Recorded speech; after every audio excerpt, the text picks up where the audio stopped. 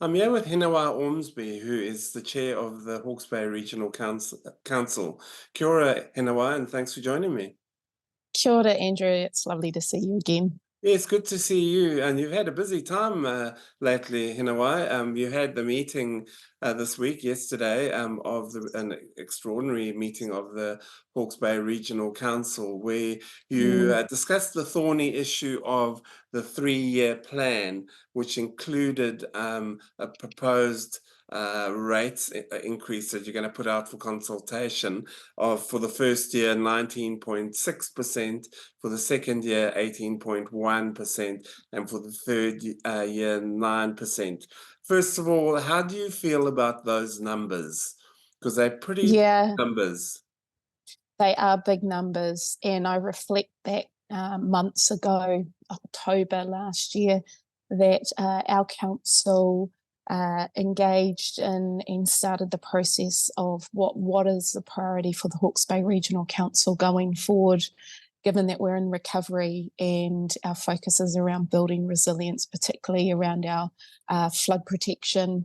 We have Category 2 work that we need to build new schemes, and we'd already agreed with the government for a $250 million project and program of works, which we've now set up a project management office within the council to get that Category 2 work done and get those communities back to a 1. So our share of that, the Hawke's Bay Regional Councils, is $44 million. And I think that negotiation went very well, particularly for flood protection. And so that means that we've got a delivery period of around 4 years. Now we're going to consult and ask our community around how we fund the 44 million split. So that is a very significant question that we ask our community on their feedback. And so we have gone through a very robust process since October to identify what activities and levels of service should the Regional Council provide for our region and our communities going forward. And the increases look like flood resilience. They are to bolster our civil defence in Hawke's Bay, emergency management. And then we looked at what things can we slow for the next 3 years, knowing that we're going to have to increase them year 4. And so that identified activities such as regional parks, cycleways, especially our tracks, and also Hawke's Bay tourism, which we know is contentious every 3 years, around funding for the tourism industry, and those members are part of Hawke's Bay tourism. So I'm very pleased and proud of my councillors as well as our staff for guiding us through that process.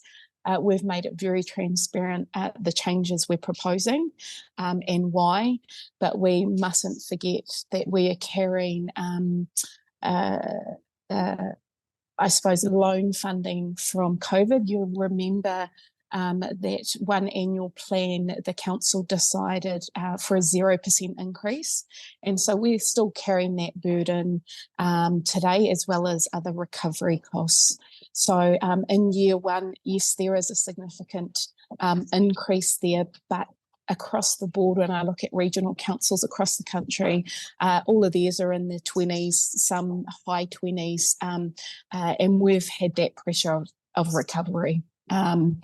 So I think we've struck at a balanced position to not cut as the most crucial services, as well as increasing that flood protection and that work we need to do for our Category 2 areas. Yeah, because Hawke's Bay tourism is a biggie. It's a big deal, and your proposal is quite drastic. I mean, your preferred option is basically you're going to cut funding within a year, and cut funding, and go from there.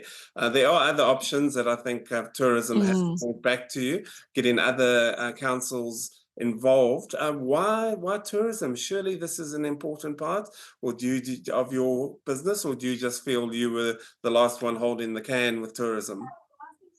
Yeah, it's quite interesting how we rate across the regions. So the Hawke's Bay Regional Council, obviously we have our RMA responsibilities, and the environment is what we focus on. But of course, being a council, we have the economic well-being to look after. Across the region, we rate for passenger transport. Yeah. So that's one thing that we say, yep, that's very important, particularly around climate change. And we also rate for civil defence on behalf of the region. And so tourism has been one of those activities over time where the regional council have been seen as just a rating mechanism for the whole region. So when we put that up against flood protection and the work that we need to do, a 250 million capital bill that this council's never ever had to work with before, we just had to look at how do we cut our cloth. And there was enviro schools that that we thought, well, we can't cut our cloth there. And many other activities where it's in our purview. If we don't do it, who else will? So with tourism, we had the mayor's support, the other option B that we proposed in our consultation document. And that was worked through with Hawke's Bay Tourism as well, where they could see actually it's more sustainable every 3 years if we have all councils put into it, opposed to regional council sort of carrying that baby every 3 years and it being contentious and up for cuts possibly every 3 years. Now So that's the solution. Yeah, you mentioned that, sorry to interrupt, you mentioned that environment is your focus. Well, surely regional parks and like the Tomato Trust and the Aoruri Regional Park Trust, surely that's Yes, your wheelhouse. Why are you cutting them? they're not cut. So if you read the document, it's deferral, right? So the operational costs are still going into planning. So in terms of Ahuriri Regional Park and Wairoa Regional Park, we still have our committees working on planning. And that's the thing, that the work for planning is not cut. It's just the capital spend for when the planning's ready. But it will still have a financial impact. Yes, well, not until we have to unleash the capital. Yeah. And so, every annual plan, we have the opportunity to put projects back in when they're ready to be delivered and the CapEx for it. So, it can be misunderstood that the parks are just going to be cut, which is not true. The planning keeps going until when capital's needed, that's when we go back to annual plan to unleash that. Yes. Biodiversity, I mean, you've been stepping back from that as well. Isn't that a core part of what you do? Yeah, biodiversity and biosecurity. So we've pulled back some aspects that we see make sense for our staff. But we know that in year 4 that has to ramp back up. So it's not cutting, it's just lowering the level of service to a point that we've worked with staff around that, how that can happen. But we have other programs that help enhance biodiversity. It's just under that label. Now, I picked up in the meeting, watching the meeting online, that there was a bit of misgiving from councillors, that 19.6% is a big number and it's stuck in many of them in their throat. I think you included, I don't want to put words in your mouth, but it is a big number. And so was it difficult balancing it against what needed to be done? I think, no council or councillors want to go out with a huge increase. We understand the impact it has on affordability.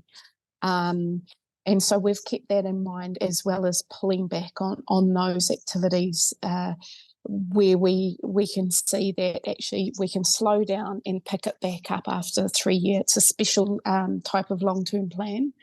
And there are a lot of moving parts. We know that we will receive the review from the flood scheme review in July, and there will be recommendations in that we're going to have to implement. So we need to give ourselves headroom in year 2 and 3, and you will see that. But I think it's just the case of, we've been in recovery costs need to be accounted for in year 1. And like I say, trying to keep under 20% was a goal throughout our workshopping, because we know how challenging it is for our ratepayers while we're still going through recovery. Just a couple more questions. One, there was a bit of a suggestion by one of the councils, I think it was Neil Curtin, who said that maybe you should look at yourselves and how you've handled the process and over the years in terms of maybe you could have done better in terms of what you cut and what you didn't. Do you accept that there's some onus on the council, the councillors, that they could have maybe done better over the years? Um, I was here last term, so I recall the process we went through. And we have many opportunities as councillors in the workshopping to voice your concerns. So there's been plenty of opportunity for that to happen, and to leave those comments to the last minute of the council meeting is probably not done justice for the participation that you've had for months. Yeah. So that's what I'll say about that. But it has been a very robust process, many opportunities. We've gone back and forth with activities. So look, I'm really proud of the council for the point that we've come to. Obviously, we still need to hear from our community. So we have a month's worth of engagement to hear those voices. We have hearings before we make a final decision. So, those numbers might move slightly based on, hearing what people have to say around the cuts or the increases. And essentially, that's what this process will do. Because when you had the hearings on the change from land-based to capital-based, you did get a bit of backlash there from people. Are you expecting you could get some fiery responses to this proposal? Yeah, one thing that stuck out with the revenue and finance policy consultation process was that in the end, in the hearings, there was real confusion around the difference between long-term planning and the revenue and financing policy. And what we decided to do was bring those that made more sense, that belonged in the LTP process, i.e. How much the rates go up or down for what activities. We'll bring all those comments, all those views into this process, which it belongs in the most. There were some really concerned residents wanting to know why we went from land value to capital value for our general rate. And look, we appreciated those, we heard those, and what we needed to do was also add in the other changes which created a cumulative effect on the divvying out of rates. Yep. So we had to keep that in mind, the broader perspective, and keep to a principle basis of what is fair and who should pay. So I think this process of the long-term plan has been one that we've had a lot more time to work on, and I think the engagement is a lot better, improved engagement going forward compared to the revenue and finance policy. So yeah, a lot has changed, and I can understand how change can be hard and the tensions within that. But I really do feel quite proud of what we're going out with, although it's going to be challenging for our ratepayers. So last question, how do people have their say on this? So it opens on Monday, the 15th of April. The consultation document will be, sorry, I've just got the airport calling. There will be, you could go on the website and make a submission. There'll be drop-in centres. So if you head to our website for all that information, you can speak one-on-one to councillors, and Nick and I, our CE, will have a live stream Facebook session as well over the month. So there are plenty of opportunities to make your submission, but go to our Hawke's Bay Regional Council website to get all that information. Great. Thank you so much, Hinewai Ormsby. We'll let you go and catch your plane. And thanks for your time, and all the best for the process. Kia ora, thank you. Pakite. Thank you.